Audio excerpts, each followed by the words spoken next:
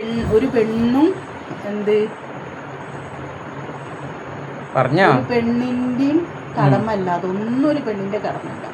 ഓളെ അങ്ങനെ അന്തസ്സിൽ പോറ്റിക്കൊള്ളു. ഓൾക്ക് കഴിവുള്ള പുരേന്നാണ് ഓള് വന്നിക്കണേ. അങ്ങനെ ഒരു കഴിവ് ആ ആ കഴിവിനനുസരിച്ച് ഓളെ പോറ്റിക്കൊള്ളണം എന്നാണ്. അപ്പോൾ ഓളെ ഏത് ലെവലിലാണോ ജീവിച്ചത്, അപ്പോൾ എന്താ ഓളെ വീട്ടിൽ പഠിക്കാത്തിണ്ടേനു, ഇവിടെ വന്നോ, ഇവിടെ വന്നാൽ നീ എന്താക്കണോ, ഓളത് ഡ്രസ്സ് അലക്കി കൊടുക്കണം, അലക്കി കൊടുക്കണം, ഒക്കെ വെച്ചുണ്ടാക്കി കൊടുക്കണം, വെച്ചുണ്ടാക്കി കൊടുക്കണം, എല്ലാം ചെയ്തോളാം. ഓൻ ചെയ്തോളാം. ഓളെ അങ്ങനെ ഭർത്താവ് അങ്ങനെ ചെയ്യണം, ഭർത്താവ് നോക്കിക്കോളാം. അതാണ് നമ്മളത്. എന്താ ഭർത്താവിന്റെ കടമ. റസൂലിന്റെ വീട്ടു ജോലികളൊക്കെ റസൂല് ചെയ്തിക്കിടേ. അതിൽ ഭാര്യന്റെ കടമ രണ്ടേ ഉള്ളൂ. ഒന്ന് ഓനെ നമ്മളെ ഇത് പവിത്രത നമ്മൾ കാത്തു സൂക്ഷിക്കുക. ഓൻ കിടപ്പിലേക്ക് ബെഡിലേക്ക് ക്ഷണിച്ചു കഴിഞ്ഞാൽ നമ്മൾ ഏത് സമയമാണെങ്കിലും പോയിക്കോളാം. ആ ഒരു കടമ മാത്രമേ നമുക്കുള്ളൂ. പിന്നെ നാല് കെട്ടാനും പറഞ്ഞിക്കണമെന്നുള്ളത് ശരിയാണ്. പക്ഷെ അതിൻ്റെ മുന്നും ശേഷമുള്ള ആയത്തുകളൊന്ന് വായിച്ചു നോക്കിയാൽ മതി.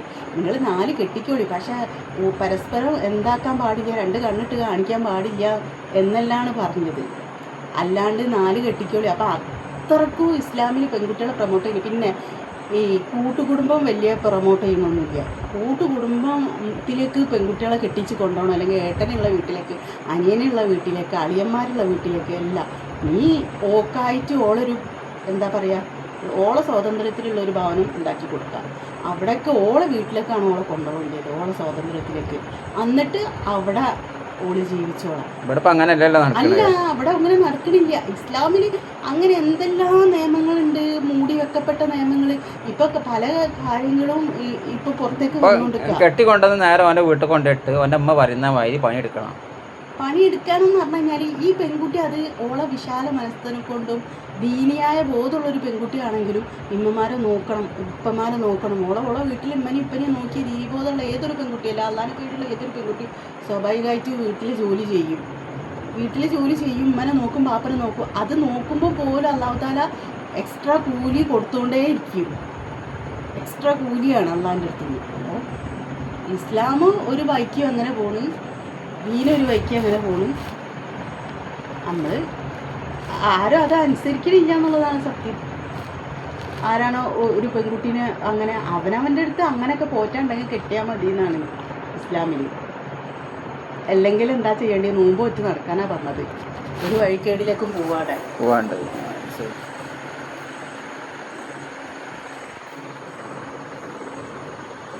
അങ്ങനെയാണ് ഇസ്ലാമിന്റെ എല്ലാ ചിട്ടകളും. അങ്ങനെ തോന്നിയ മാതിരി ഒന്നും അങ്ങനെ പെൺകുട്ടികളെ എന്താ പറയുക എരുതിയിലെന്ന് വറുതിയിലേക്ക് എടുത്തിടാനൊന്നും പറ്റൂല. ഒരു പെൺകുട്ടീനെ നിങ്ങൾ പോറ്റണം എന്നുണ്ടെങ്കിൽ അതിനുള്ള കഴിവ് ഏത് റസൂലിൻ്റെ അടുത്തേക്ക് വന്ന് പറഞ്ഞിക്കണ, എൻ്റെ അടുത്ത് ശേഷിയില്ല, കല്യാണം കഴിക്കാനുള്ള ശേഷിയില്ല എന്ന് പറഞ്ഞ് വന്നിക്കണ്. അപ്പോൾ എന്തെങ്കിലുമൊക്കെ കൊടുക്കാനോ ഓളെ പോറ്റാനോ ശേഷിയില്ല എന്നുണ്ടെങ്കിൽ നോമ്പ് പോറ്റാനാണ് പറഞ്ഞത്. അല്ലാണ്ട് വേറൊരു തെറ്റിലേക്കോ കാര്യത്തിലേക്കോ ഒന്നും പോവണ്ട, നോമ്പ് നോക്കാം.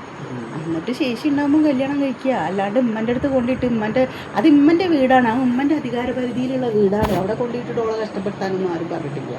ഉമ്മൻ്റെ വീട് ഉമ്മയും ഉമ്മൻ്റെ മക്കളും എല്ലാവരും കൂടിയുള്ള വീടാണ്. അപ്പോൾ അവിടെ കൊണ്ടിട്ടിട്ട് കാരണം ആ ഇമ്മൻ്റെ സ്വാതന്ത്ര്യത്തിൽ ഇമ്മ ഓരോന്നും ചെയ്ത് ഇതിൻ്റെ അധീനതയിലുള്ളതാണ്. അതേപോലെ പുറത്തുനിന്ന് വരുന്ന ഒരു പെൺകുട്ടിക്ക് അതുപോലെ സൗകര്യമായിട്ടും സ്ഥൈര്യമായിട്ടും ജീവിക്കാനുള്ള അന്തരീക്ഷത്തിലേക്ക് വേണം ഓളെ കൊണ്ടുവരാൻ. മനസ്സിലായോ? അത് കഴിവില്ലാത്തവനോട് നോമ്പ് പറ്റോളാൻ. അല്ലാണ്ട് ഇപ്പം എന്താ ഞാൻ പറയാങ്ങളോട്, കഴിവില്ലാത്തവന്ന് വെച്ചാല് പണിയെടുക്കാൻ എല്ലാവർക്കും കഴിവില്ലേ? പിന്നെ എന്ന് പറഞ്ഞു കഴിഞ്ഞാൽ അഡ്ജസ്റ്റ്മെന്റ്, എല്ലായിടത്തും അഡ്ജസ്റ്റ്മെന്റ്. പിന്നെ അങ്ങനെ പെൺകുട്ടികൾ അഡ്ജസ്റ്റ്മെന്റ് ചെയ്ത് ജീവിക്കുന്നുണ്ടെങ്കിൽ അത് ഓളെ നന്മയാണ്. അത് ആദ്യം മനസ്സിലാക്കണം. അന്ന് വെച്ച് പെൺകുട്ടികളോട് തല കയറി തൂറാനും പറയണില്ല, അത് വേറെ കാര്യം. അങ്ങനെയൊക്കെയാണ് ചരിത്രം. പിന്നെ മാസത്തിൽ 7 ദിവസം ഭർത്താക്കന്മാരോട് മാറി നിൽക്കാൻ പറയണത് എന്തുകൊണ്ടാണ്? മാസത്തിൽ 7 ദിവസം അത്രയും ശാരീരികമായിട്ട് ബുദ്ധിമുട്ട് അനുഭവിക്കുന്നുണ്ട്. അതും ഒരു കാരണമാണ്. അപ്പോൾ ഒരിക്കലും ഒരു പെൺകുട്ടീനെ ബുദ്ധിമുട്ടിച്ചും കൊണ്ടോ, അല്ലെങ്കിൽ സ്ത്രീനെ അങ്ങനെയാണ് കാണുന്നത് ഇസ്ലാം. ഒരു പളങ്ക് പാത്രമാണ്, അതിനെ അങ്ങനെ തന്നെ കൊണ്ടെടുക്കാൻ തന്നെയാണ് പറഞ്ഞത്. അതായത് ഉമർ റളിയല്ലാഹുവിൻ്റെ വീട്ടിലേക്ക് ഒരു ദിവസം ഒരാൾ വന്ന് പരാതി പറയാൻ വേണ്ടിയിട്ട്. അപ്പം മൂപ്പര് പുറത്ത് നിന്ന് വീട്ടിനുള്ളിൽ നിന്ന് ഒറ്റപ്പാടായിട്ട് പുറത്തേക്ക് ഇറങ്ങിയത്. അപ്പോൾ ഈ വീട്ടിലത്തെ ഒച്ച കേട്ടിട്ട് ഈ പരാതി പറയാൻ വന്ന ആൾ തിരിച്ചു പോകുമ്പോൾ മുളക് കാണാൻ പുറത്തേക്ക് ഇറങ്ങുമ്പോൾ അത് പറഞ്ഞാൽ എന്തേ നിങ്ങൾ പുറത്ത് ഞാനൊരു പരാതി ബോധിപ്പിക്കാൻ വന്നു, പക്ഷെ അത് നിങ്ങളെ കൊണ്ട് സാധിക്കൂല, അതെനിക്ക് ഇതാക്കാനാണ്. അപ്പം എന്താ പ്രശ്നം?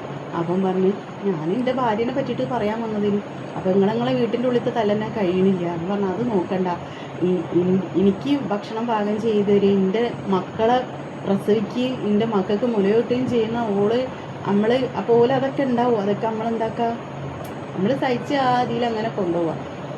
ഈ ഒരു വിദ്യാഭ്യാസം ആണുങ്ങൾക്ക് ഉണ്ടെന്നുണ്ടെങ്കിൽ ശരിക്കും കുടുംബജീവിതം സുന്ദരമാവും. അത് നിങ്ങളൊന്നും ആദ്യം പഠിച്ചില്ല. ആ പുരുഷന്മാർ ഇതിപ്പോൾ നമ്മൾ പറയുമ്പോൾ മെൻസ് ഈ ആണുങ്ങളൊരു മേൽക്കോയ്മയാണത്, അത് അംഗീകരിച്ചു തരാൻ നിങ്ങളെ ഈഗോ സമ്മതിക്കില്ല. പുരുഷന്മാരെ ഈഗോ സമ്മതിക്കൂല, പിന്നെ പറഞ്ഞിട്ട് കാര്യമില്ല. അങ്ങനെയൊക്കെയാണ് അപ്പോൾ ചരിത്രങ്ങളൊക്കെ ഇഷ്ടം പോലെ ഉണ്ട്, ഒക്കെ പഠിക്കാൻ പോയാലും